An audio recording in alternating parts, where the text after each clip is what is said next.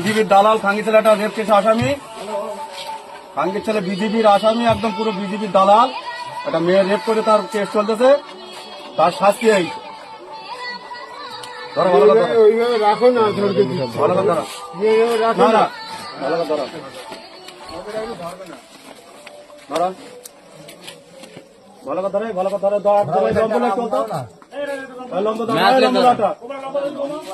বিজেপির দালাল একটা মেয়ে রেপ করে শালা কেস চালাচ্ছে, শালা নৌসাতার আব্বাস আছে বিজেপির দালাল।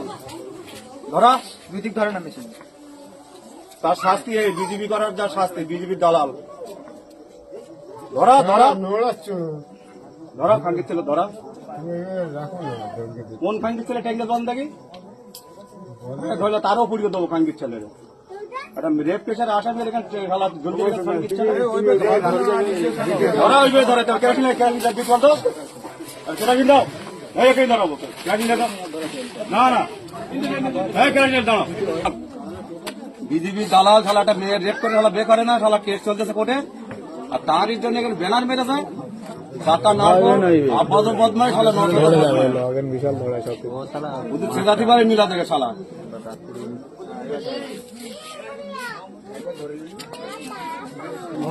পেপার দাও না, খবর কাগজ দাও না, পড়া পেপার নিয়ে এসো সব ভালো। পেপার লিয়ে পাকা নাড়বো, তার বেনার এখানে টেঙ্গে রেখেছে শালা। কেস চলতেছে কোর্টে, আর শালা বিজেপির দালাল শালা।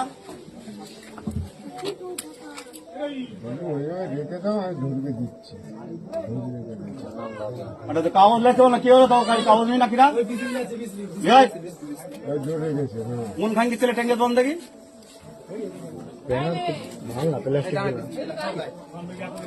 কাগজটা প্রথম ধরা, ওর ওপরে বানাতে পেপারটা ধরা, পেপারটা দাও না। ধরা ধরা ধরা ধরা। কোন খাঙ্গি ছেলে টেঙ্গে একটু খবরটা লাও একটু।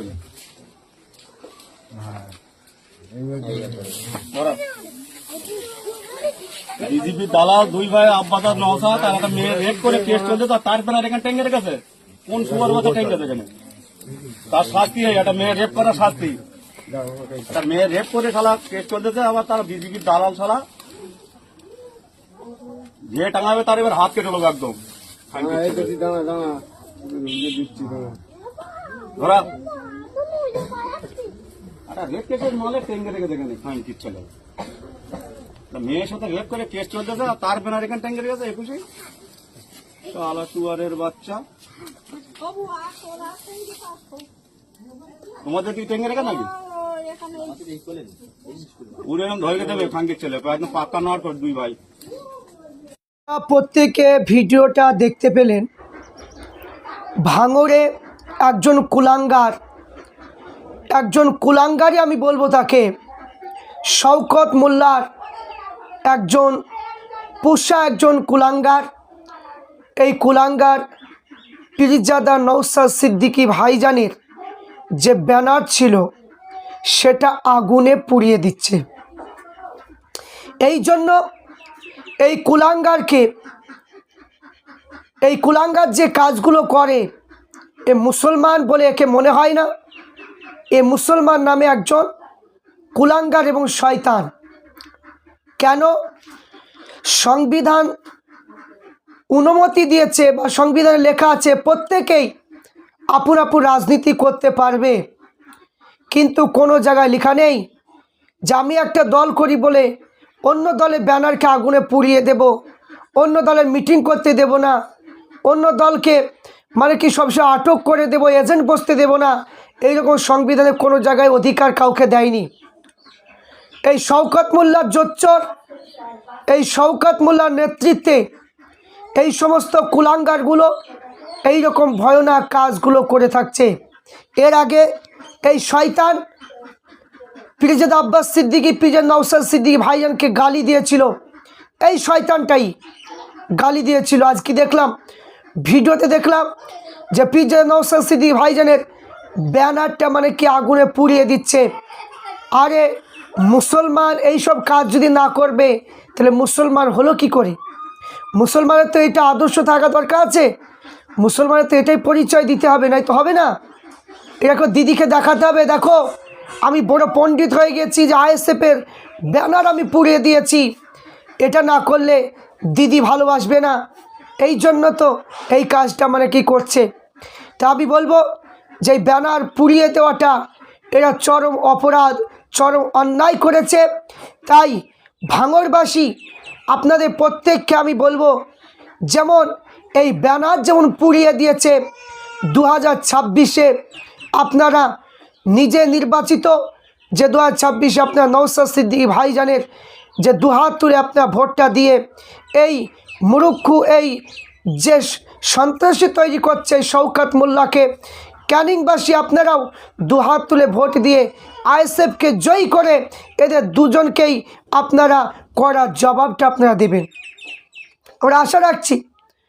কারণ এখন বর্তমান সময়ে যা পরিস্থিতি, এই পরিস্থিতির দিক দিয়ে আজ এই সমস্ত মুসলমান নামে কলঙ্ক, এরা খুবই রাজনীতি বুঝে গিয়েছে, খুবই মানে রাজনীতি বুঝে গিয়েছে। সাধারণ মানুষ খেটে খাওয়া মানুষ সাধারণ মানুষের মতো থাকবে তা না, সে মানে নেতার কথা শুনে পিজা নওশাদ সিদ্দিকী ভাইজানের ব্যানার পুড়িয়ে দিচ্ছে। আমি বলবো এই রকম ক্ষমতা সারা জীবন থাকবে না, নেতা যখন সরিয়ে যাবে তখন আর মানে কি এমন অবস্থা হয়ে যাবে তোমাকে আর খুঁজে পাওয়া যাবে না, এটা মাথায় রেখে দিও।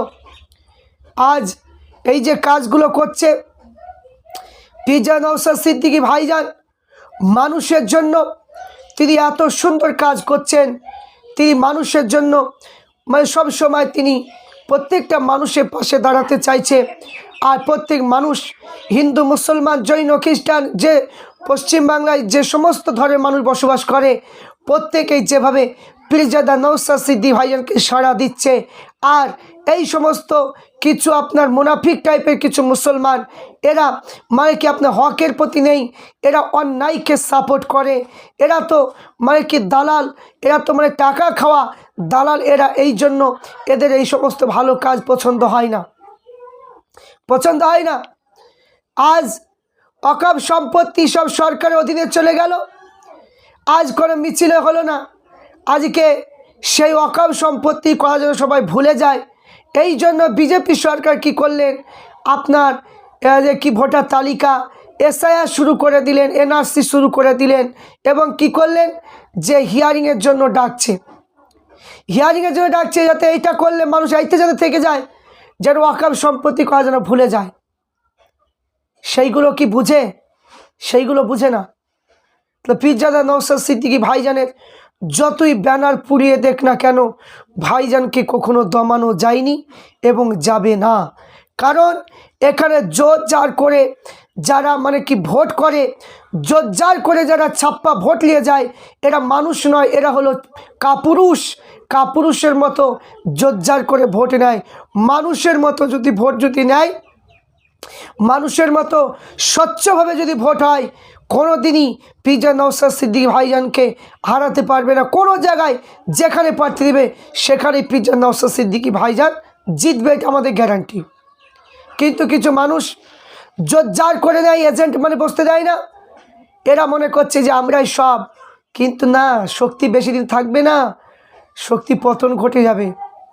তাই ভাঙড়বাসী এবং ক্যানিংবাসী প্রত্যেক মানুষকে আমি বলবো, আপনারা প্রত্যেক ভিডিওটা দেখেছেন, যে প্রত্যেকে দেখেছেন যে এই যে ব্যানারটা পুড়িয়ে দিল, এটা চরম অন্যায়, এর জবাব আপনাদেরকে দিতে হবে। আপনারা প্রত্যেকেই পীরজাদা নওশাদ সিদ্দিকী ভাইজানের হাতকে শক্ত করবেন, জবাব দেবেন। আর এই চোরচুট্টা যত নেতা আছে, এই শওকত মোল্লা মানে কি তার উচিত জবাব আপনারা 2026-এ দেবেন।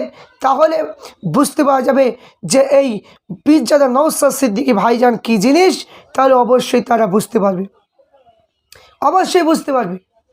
আর আইএসএফ দলটা এত সুন্দর, প্রত্যেক ধরনের মানুষকে নিয়ে পিছিয়ে পড়া মানুষের কথা ভাবে, আর সেই মানে কি দলের ব্যানারকে পুড়িয়ে দিচ্ছে, এটা বড় মানে কি লজ্জার বিষয়।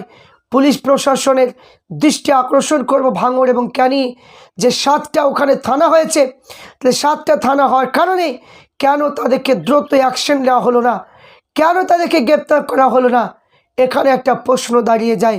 তাই আমরা প্রত্যেক পুলিশ প্রশাসনকে আমরা সম্মান জানাই, হাইকোর্টকে আমরা সম্মান দিই, এবং এর সংবিধান আমাদের মানে সম্মানীয় জিনিস। তাই আমরা সম্মান রেখে আমরা বলছি যে যেখানে অন্যায় হবে দ্রুত অ্যাকশন নিতে হবে। কোন দলের নেতা কে কি মানে এটা দেখে আমাদের মানে কি লাভ নেই, কারণ আইন চলবে মানে কি প্রশাসন চলবে আইনের আওতায়।